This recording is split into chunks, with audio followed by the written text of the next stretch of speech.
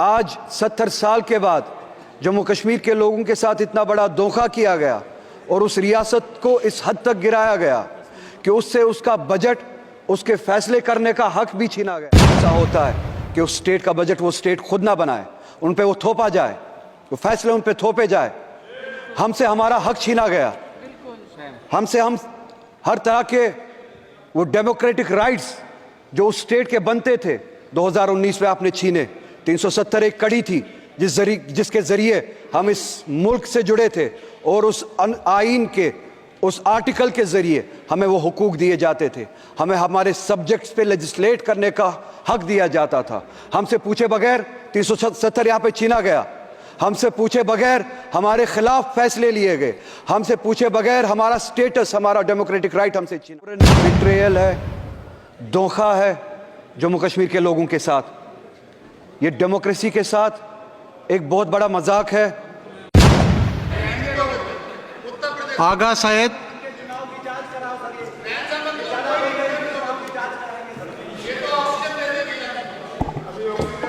Mister chairman, बहुत बहुत शुक्रिया आपका। यहाँ पे यूनियन बजट के साथ साथ जम्मू कश्मीर का भी बजट डिस्कस किया जा रहा है, टेबल किया गया है। डिस्कस तो नहीं किया जा रहा है, टेबल किया गया है, क्योंकि डिस्कशन में अभी तक सिर्फ एक मेंबर के अलावा जो कि जम्मू कश्मीर से ताल्लुक़ रखते हैं, उनके अलावा जम्मू कश्मीर के हवाले से किसी ने बात नहीं की। चेयरमैन साहब, आपके ज़रिए मैं ये बात बताना चाहता हूँ यहाँ पे इस ऐवान को कि ये बजट का यहाँ पे होना, जम्मू कश्मीर का बजट पार्लियामेंट में प्रेजेंट करना, पार्लियामेंट के ज़रिए बनाया जाना, यूनियन गवर्नमेंट के ज़रिए बनाया जाना, ये एक सोवरेन बिट्रेयल है, धोखा है जम्मू कश्मीर के लोगों के साथ। ये डेमोक्रेसी के साथ एक बहुत बड़ा मजाक है जो जम्मू कश्मीर के लोगों के साथ किया जा रहा है। डेमोक्रेसी में इस तरह के फैसले लोग खुद लेते हैं, अपने ज़रिए लेते हैं, अपने लिए लेते हैं, जिसे कहते हैं democracy, by the people, for the people, of the people. मगर आप देखें, जम्मू कश्मीर का बजट जम्मू कश्मीर के लोग नहीं बनाते, जम्मू कश्मीर की स्टेट नहीं बनाती है।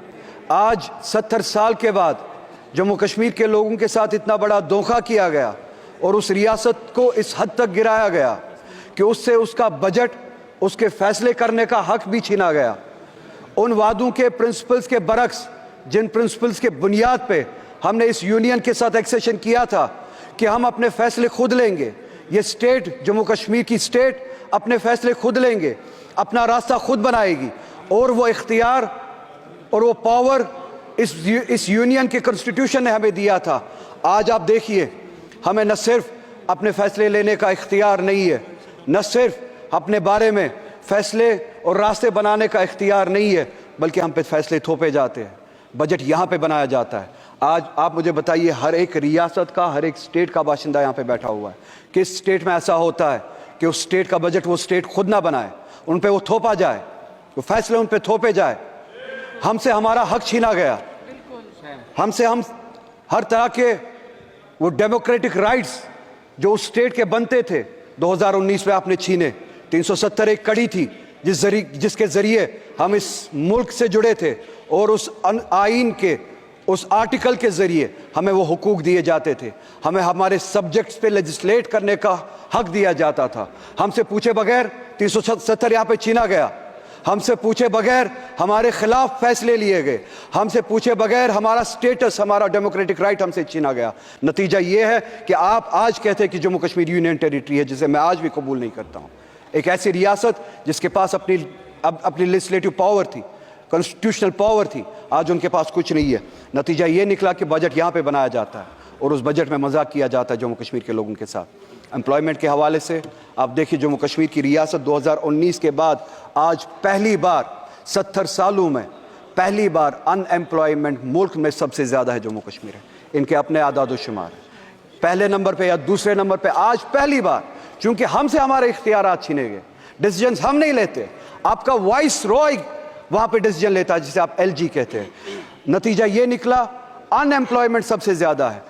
अनएम्प्लॉयमेंट इतनी ज़्यादा है कि अब अगर लोग वहाँ पे अप्लाई करना भी चाहते हैं, आपके पास उतने रिसोर्सेज नहीं है, जगह नहीं है जिनके ज़रिए आप वो जो ज़रूरत है वो पूरा कर सके, वो एम्प्लॉयमेंट दे सके। एम्प्लॉयमेंट के हवाले से आप बहुत सारी लेवल्स पे जम्मू कश्मीर के लोगों के साथ जंगें लड़ रहे हैं। नई रिजर्वेशन पॉलिसी यहाँ पे लागू की गई, हमने नहीं बनाई, जम्मू कश्मीर के लोगों ने नहीं बनाई, यहाँ पे बनाई गई और वहाँ पे थोपी गई।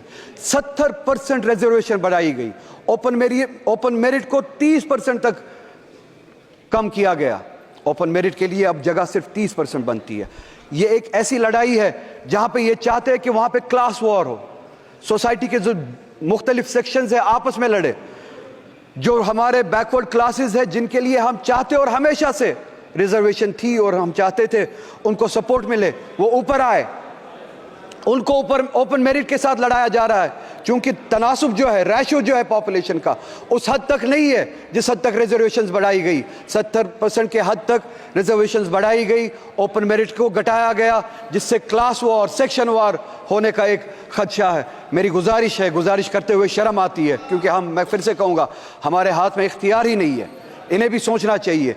एक रियासत है जहाँ पे हमें अब उस हद तक गिराया गया है कि यहाँ के भीख मांगनी पड़ती है, हम अपने फैसले नहीं ले पाते। इनसे गुजारिश है, ओपन मेरिट को या सुप्रीम कोर्ट की जो कैप है उस हद तक रखे, या पॉपुलेशन का जो रेशियो है, पॉपुलेशन के हिसाब से जो कैटेगरीज है, पॉपुलेशन का जो रेशियो है, उस हिसाब से आप रिजर्वेशन करें, ताकि वो जो ओपन मेरिट पे इस वक्त तलवार चल रही है वो ना हो। हमारे लोग वहाँ पे इसका खामियाजा उठा रहे हैं। इसी के साथ साथ हमारे जो वैकेंसीज फिल करने के लिए जो डिले हुआ था कोविड की वजह से, कोविड से पहले हम स्टेट पे ताला लगाया गया था 2019 में, अगर यहाँ पे सबको याद हो। उस दौरान स्टेट ने काम नहीं किया, उसके बाद कोविड आया, उसके बाद ये जो वैकेंसीज फिल होनी थी उसके लिए वक्त नहीं दिया गया, वैकेंसीज फिल नहीं की गई। नतीजा ये हुआ, हमारे जो बच्चे हैं, लड़के लड़कियां जो है वो अब ओवर एज होना शुरू हो गए हैं। हमारी गुजारिश है कि अब ये जो कैप जो है वो जो 28 साल तक थी उसको बढ़ाया जाए, एज रिलैक्सेशन दिया जाए, एग्जेप्शन दिया जाए, ताकि जो कोविड के दौरान 2019 के दौरान जो आपने लॉकडाउन किया था, जिस दौरान स्टेट ने काम नहीं किया, वैकेंसीज फिल नहीं हुए, उनको वो एज रिलैक्सेशन दी जाए। अगर आज वो 33 साल के 32 साल के हुए हैं, उनको वन टाइम एग्जेप्शन दिया जाए, वो रिलैक्सेशन दी जाए कि वो अप्लाई कर सके। हॉर्टिकल्चर हमारा बहुत बड़ा सेक्टर है, बैकबोन है। आप उस हॉर्टिकल्चर के साथ भी लड़ाई लड़ रहे हैं 2 लेवल्स पे। चेयरमैन साहब, आपके जरिए इन्हें बताना चाहता हूं, एक टॉक्सिक हमारी खाद वगैरह जो हमारे लिए पेस्टिसाइड्स यहाँ से भेजी जाती है, जानबूझ के टॉक्सिक भेजी जाती है, जिससे हमारे पेड़ पौधे ख़राब किए जाते हैं। दूसरी लेवल पे हमारा जो सेब कश्मीर से आता था, उसको पिछले साल, अगर आपने सुना हो, रोका गया और यहाँ से मुल्क से बाहर, चाहे वो ईरान से हो, चाहे USA से हो, सेब लाया जाता है without tax, without import duty सेब लाया जाता है। यहाँ की मार्केट मंडियाँ भरी गई है बाहर के सेब से, जिन पे इंपोर्ट ड्यूटी नहीं लगाई गई।